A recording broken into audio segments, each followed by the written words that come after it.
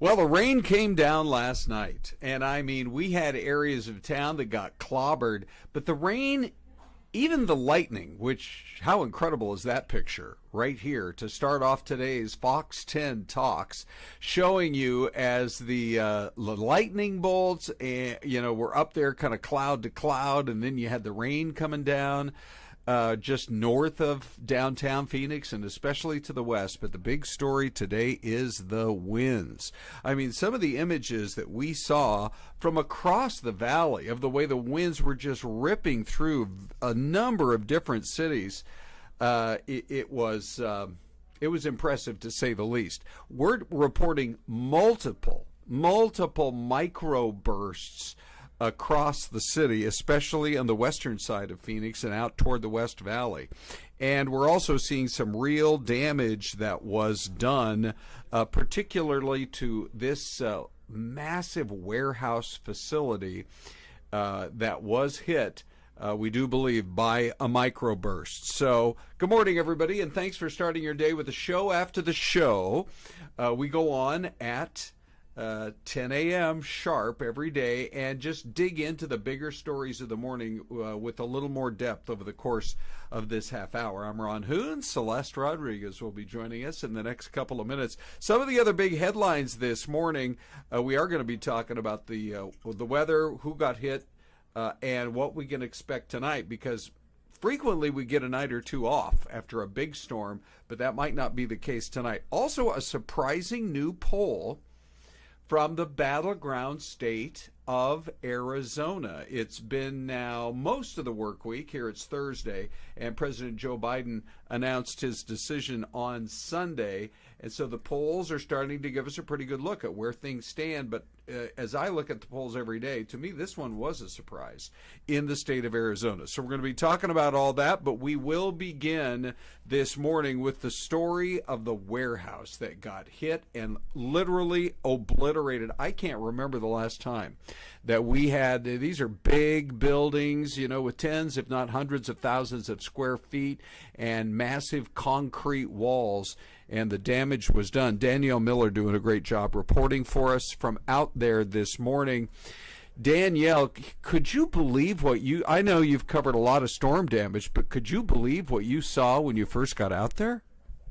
Yeah, good morning, Ron and everyone. This was very crazy to see. So when we first arrived on scene, we saw, the building that we were talking about originally. And then once the sun started coming up, we were just like, wow, there was building everywhere you looked, these massive concrete buildings that were just completely collapsed. There was walls that were just completely gone. And you can see the entire interior of these buildings.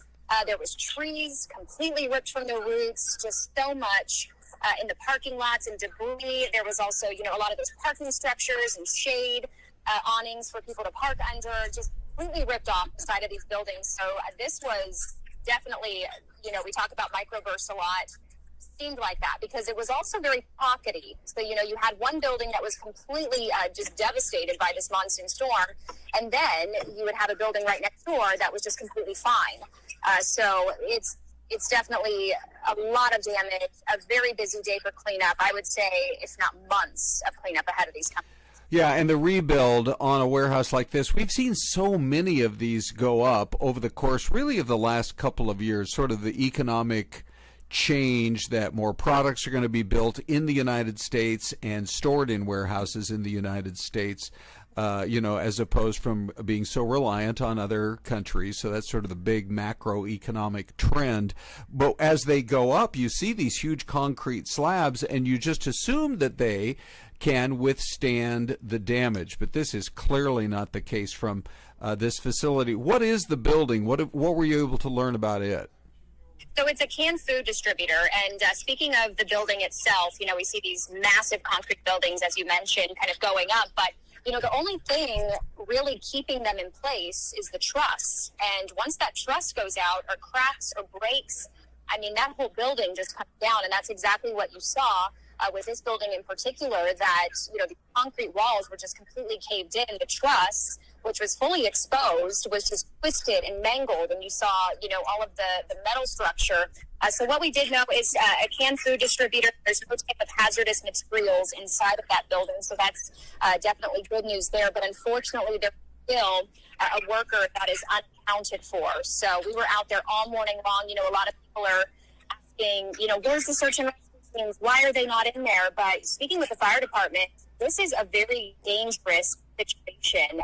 Structural engineers need to go in there. We were standing out there for several live shots, and the building was collapsing right in front of our eyes. So as you can imagine, send those crews in there, a very dangerous situation for them, because at a moment's notice, you know, a truss can fall or a very heavy structure can fall because it's still kind of crumbling at the peak.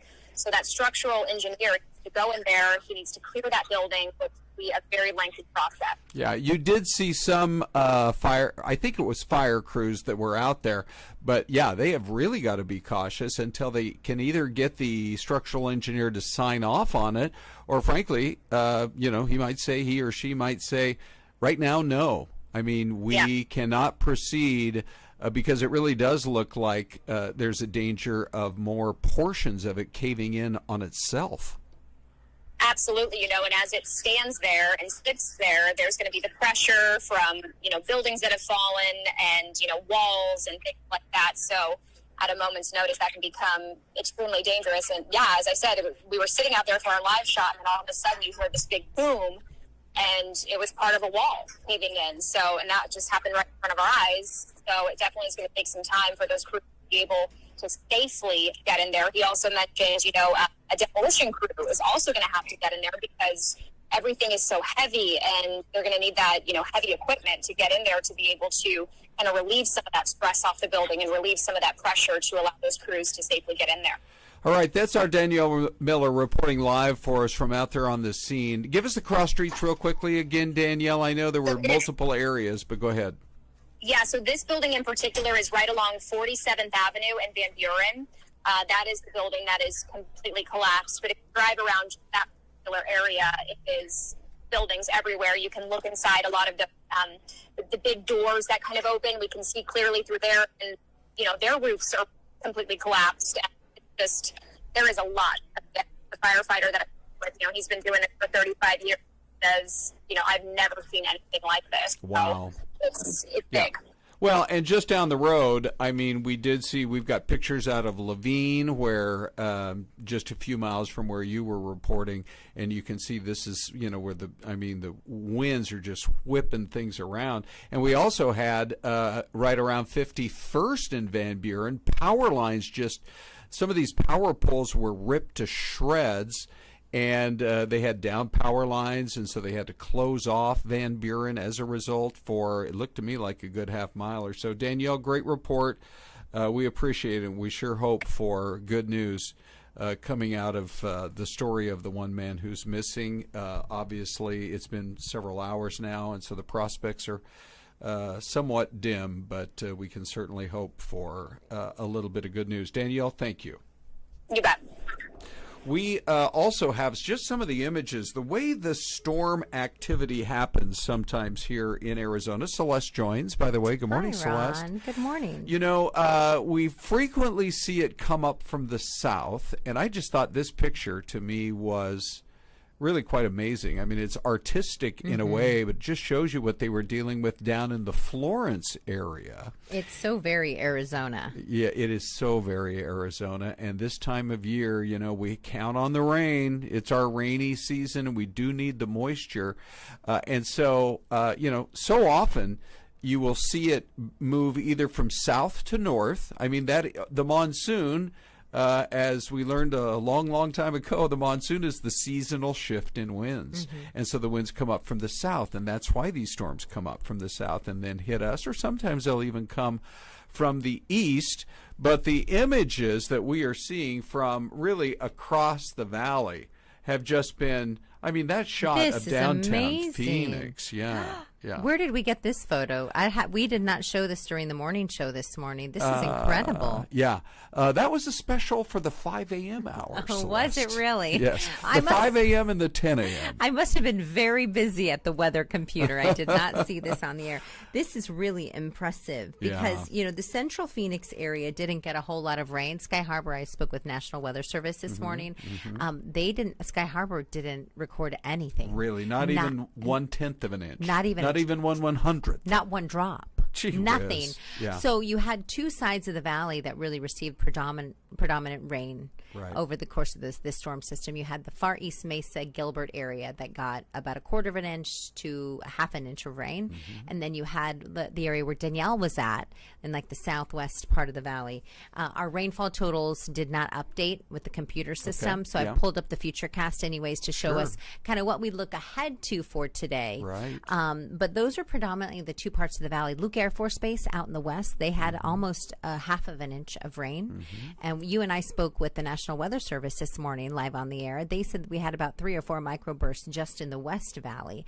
They're still looking into whether or not the East Valley received that with all the damage.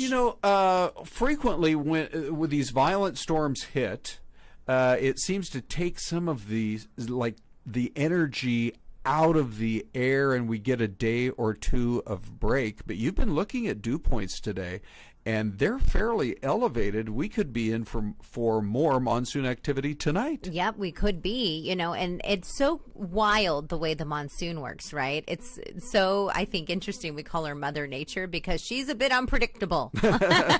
I'm going to speak on behalf of myself anyway, like most women. But anyway, so she, these cells pop up wherever they tend to pop up. So in that Futurecast map that you were just showing, you see those cells just kind of pop out of nowhere because in the atmosphere, you have the high dew point, as you mentioned, they're in the 50s and 60s all around the state. And then you have the hot temperatures, we're going to see 112. So when both of those things come together in the atmosphere, that's when those cells just come out of nowhere and really just produce rain and the boom of the thunder and the lightning that we saw. I do remember a monsoon storm that we had, it would have been probably 5 years ago. It was before the pandemic. And the winds, I was living in a different house still in Mesa, but I do remember the winds were just incredible. And then I came in the next morning and they said, there were multiple places across the valley hit 70-mile-an-hour winds. When you're in a 70-mile-an-hour wind, you're not that far away from tornado type numbers. You're right. And the damage can be, I literally was looking at my backyard thinking any one of these trees could go. Well, there were some people out of power this morning. We were taking a look at the power grid, with SRP and APS. Right. There was a lot of people out of power this morning because of those winds that came through, knocked down those power lines. And the crews, the linemen and women, were out there working hard this morning. They sure were. Yeah. That's a hard job. Yes. And it's hot out there. It's muggy. And they're up in those, up high in those ladder trucks trying to get it done. Yeah. All right. So we're going to keep an eye on the maps as the day goes on today. But if we were to have one of the things I think is most interesting is the graphic that shows on an hour-by-hour basis what the risk is for more rain activity. And it wasn't like 100% for last night. This is what makes it so difficult. First of all, bone dry at Sky Harbor, several miles away out at Luke Air Force Base, plenty of rain, that kind of thing. And also some areas north of the valley, as you got up into northern and eastern Arizona, they got a lot of rain too. They did. So today, much of the same, like around 2 p.m. this afternoon, the high country is going to probably get some rain scattered about through the north part of the state and through eastern Arizona, even western Arizona. And then eventually into the evening hours, we'll probably have another 20% chance of rain, just like we saw yesterday. And we have the same temperature today, 112, 6 degrees above our normal. Yeah. The silver lining, I guess, in everything is we're not at 119, which is where we were last year when we set the record. Yeah, that's a good point. All right, so anything it takes to kind of cool us off, even if it's just for one day, we certainly like that, that's for sure. All right, we are going to take a quick break for our partners down the line. And then when we come back, the surprising first time we've seen a battleground poll coming out of the state of Arizona in the presidential race. That's next, right here on Fox 10 Talks.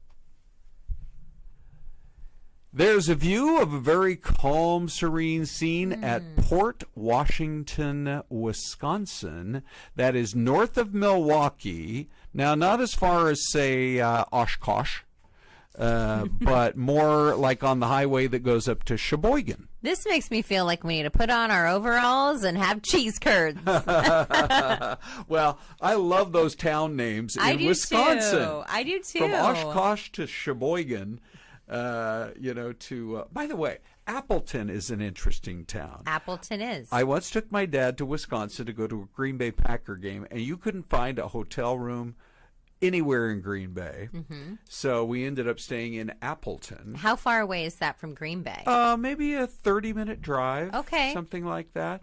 Come to find out, Celeste, and you know me in history, come to find out that Appleton is the hometown of Harry Houdini. Really? The magician? Yeah. Dad and I are driving around downtown, and I'm like, look at who's on that big statue downtown, and it's of Harry Houdini. I wonder if they saved his house or the house he grew up in. Oh, yeah, I don't know. Turned it into a museum or something. Yeah, right? The great escape artist of Harry Houdini. So anyway, Wisconsin, we love you, but right now we are focused on the latest poll to come out of the state of Arizona, the battleground state of Arizona. There are really only a handful. I mean, sorry if you're watching us on YouTube in a different state. Like if you're in California, we already know how that's going to go. Yes. You know, if you're in, say, Alabama, we have a pretty good idea of how that's going to go. Right. But for us in Arizona, we are quite a purple state. And so, there's a big focus on our state. And Celeste, when these numbers came in, again, this is brand new, and it's the first time we got a look at our state of Arizona and where things stand in the campaign.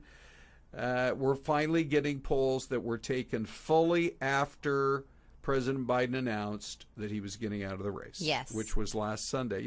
If you listen to their news conference yesterday from the White House, she was saying, no, he did not. It wasn't like he had made up his mind days ahead of time. He had people that came to see him out at the house on Saturday. And he woke up Sunday morning and made the decision that he was going to do it. Mm-hmm. So then, of course, as we take up from there, Kamala Harris quickly manages to line up all the delegates she needs. So it looks like it is definitely Kamala Harris versus Donald Trump.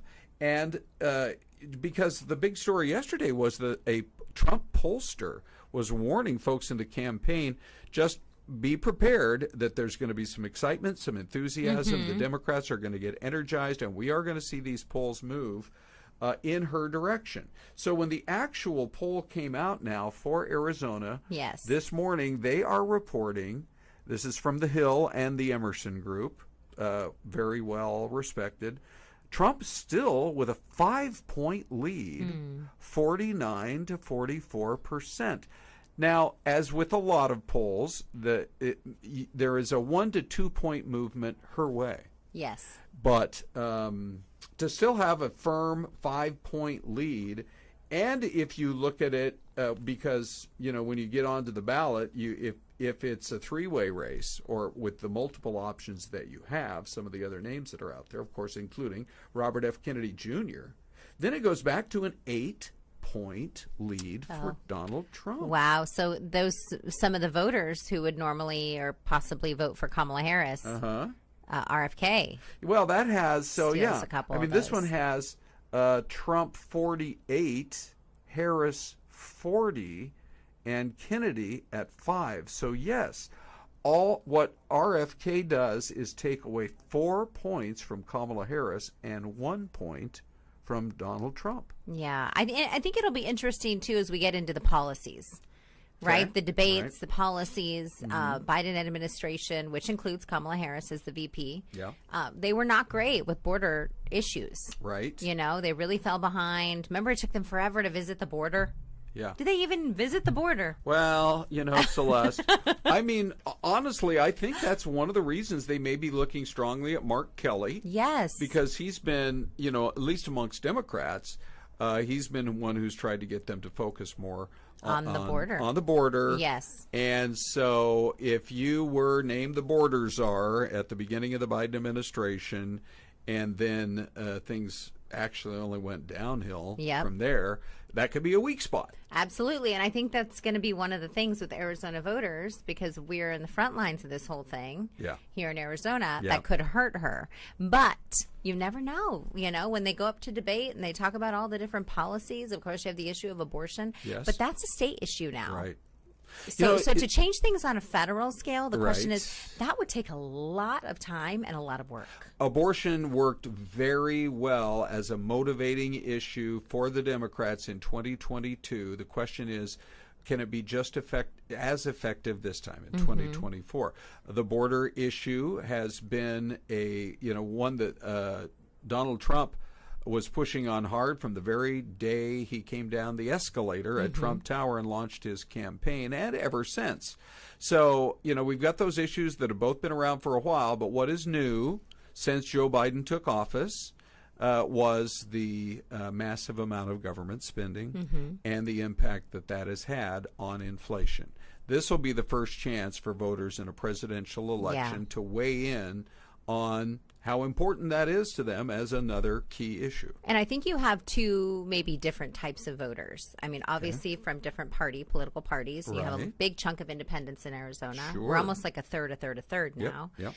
But you have voters, I think, that are looking at the candidates. And then you have voters that are looking at, how was my life under this administration and how has my life been under a different administration? Boy, that's a good point, because at one time, for a couple of different presidential cycles there, going all the way back, especially to the Reagan years, and then beyond that, are you better off today than you were 4 years ago? Yes. I don't know if we'll hear that phrase, but it was a big issue. Celeste, let's go over to the White House to show you that, we are going to continue to monitor. The president spoke last night. They say he's going to make at least a few campaign appearances on behalf of Kamala Harris. So that'll be interesting as well. But we also need to talk about what is going on with Southwest Airlines. Oh, this is a big talker because they're very popular. Well, and they have a super loyal fan base, but they came out and reported very disappointing earnings last night. And let me just give you, because I follow the business world closely. Yes. Let me just give you a little bit of the backstory of what's going on here. There is an activist investor. He went after Disney just a few months ago. Okay. And so what happens is he buys up a lot of shares of the stock that he wants to have a say on, and then tries to force them to maybe even fire the person in charge or make big changes. And so he took a position on Southwest Airlines and said, that boss needs to get fired. Either that or they need to change the way they do business, because their numbers just keep falling, their financial numbers. You're right. The boss, I believe, did not want to get fired at Southwest. So under that kind of pressure, and a lot of people saying, well, it's the business traveler that is willing to pay higher fares than the leisure traveler. So they're going to launch a business of a few rows up front that will be business class. It's not going to be like a first class, I don't believe, where they have a separator and all that kind of thing.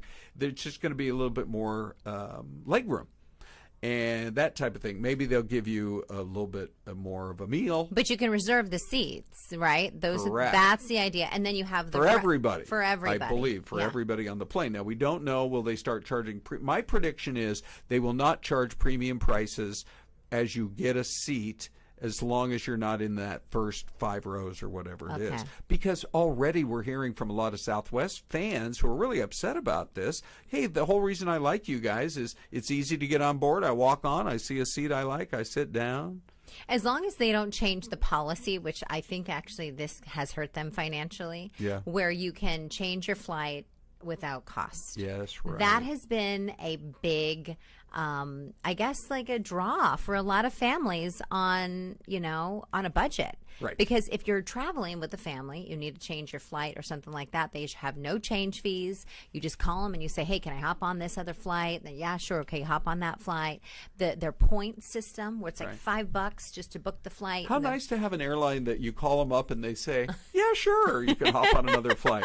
I feel like no matter what airline I call, the first word I hear is no.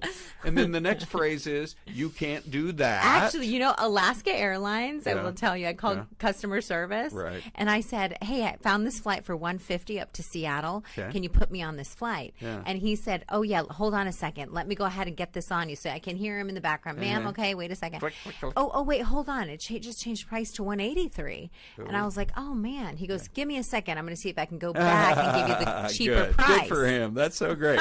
Hey, one other quick story to share with you is this story. They're calling it heat insomnia. And they say what happens is that our kind of the heat takes such a toll on us. You feel it. We all feel it, right? Do. And it kind of changes up your body chemistry just a little bit. So it's called heat insomnia. And they came out with 4 quick ideas on the things you can do to try to beat it. Number 1, try to make your room as dark as possible. None of these are shocking. You've probably heard them, but they are 4 specific ideas. Make the room dark as possible, which, by the way, I wear a sleep mask, just like that lady. Is it silk? Does it have your initials on it? Yeah, just like my RH. silk PJs. Sorry, Celeste. No.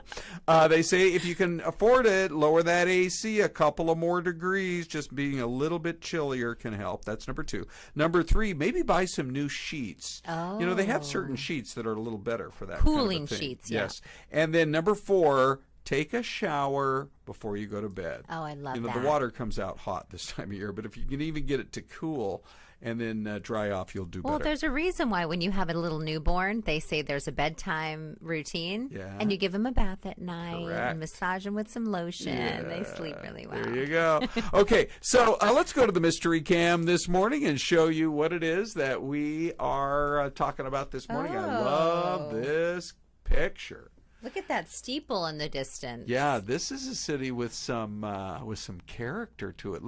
But I do think their heyday has come and gone because you look at all the. I'm sorry, but Ron, look at all the buildings there, Celeste. I mean, they're all older.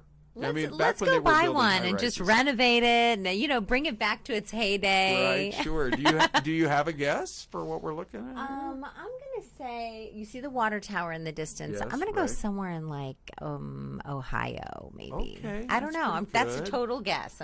No, of course we're all guessing. Oh gosh, we're almost out of time. I am gonna say, Celeste, that it is in Virginia. I'm gonna go Virginia. Let's go. Illinois. What was that? Oh, Decatur. Decatur. Nice. All right. By the way, anytime you want to communicate with us, go to Fox10Talks at fox.com. We love to hear from you, and thanks for also watching us on YouTube. Let's wrap it up, Celeste. All right.